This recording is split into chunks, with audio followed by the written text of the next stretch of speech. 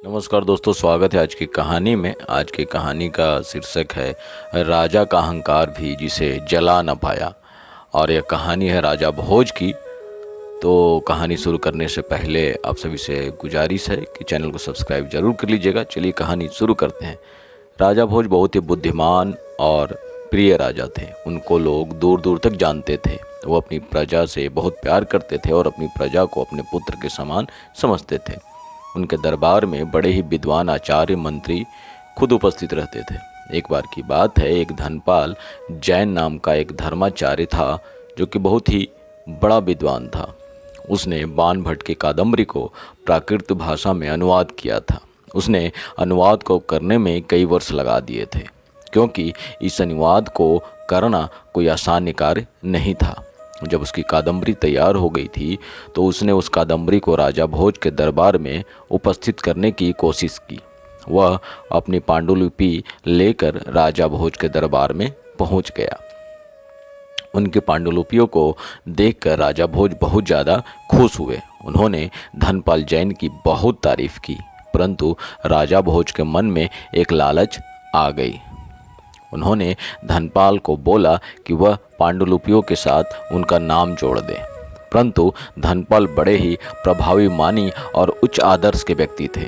उन्होंने राजा की बात सुनकर उनका विरोध किया और उनका नाम जोड़ने से भी मना कर दिया।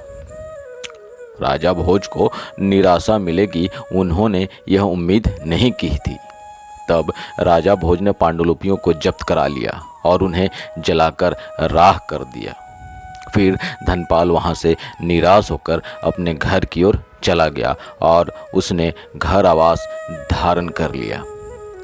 जब राजा भोज ने पांडुलिपियों को जब्त करा लिया और उन्हें जलाकर राख कर दिया तो फिर धनपाल वहां से निराश होकर अपने घर की ओर चला गया और उसने घर आवास धारण कर लिया।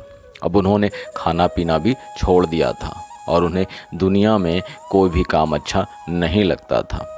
उनकी एक पुत्री थी जिसका नाम तिलक मंजरी था। वो बहुत ही कुशाग्र बुद्धि की थी। फिर उसने अपने पिता से इस हालत के बारे में पूछा तो उसके पिता ने उसको सारी बात बताई। अपने पिता की बात सुनकर तिलक मंजरी ने अपने पिता को आश्वासन दिया और उसने अपने पिता को बताया कि जब वह कादम्बरी का पाठ किया करते थे और लिखा करते थे तो वह भी साथ में याद कर लेती थी। अपनी पुत्री की यह बात सुनकर धनपाल हैरान सा हो गया। फिर क्या, फिर तिलक मंजरी ने अपने पिता को दोबारा से पांडुलिपियों लिखने को कहा और इस तरह दोनों ने मिलकर दोबारा से मेहनत करके पांडुलिपियाँ को तैयार कर लिया। इस बार पिता ने इस पुस्तक का नाम कादम्बरी से बदलकर तिलक मंजरी रखा, क्योंकि इसमें उनकी पुत्री की बहुत ज़्यादा मेहनत लगी थी और उसकी मेहनत से ही यह पुस्तक तैयार हुई थी। आज भी इस पुस्तक को जैन समुदाय के लोग बड़े ही सम्मान के साथ पढ़ा करते हैं। तो दोस्तों, कहानी कैसी लगी कमेंट बॉक्स में अपनी प्रतिक्रिया जरूर दीजिएगा और यदि आपने चैनल को सब्सक्राइब नहीं किया तो चैनल को सब्सक्राइब, वीडियो को लाइक शेयर जरूर कीजिएगा। बहुत बहुत धन्यवाद आपका।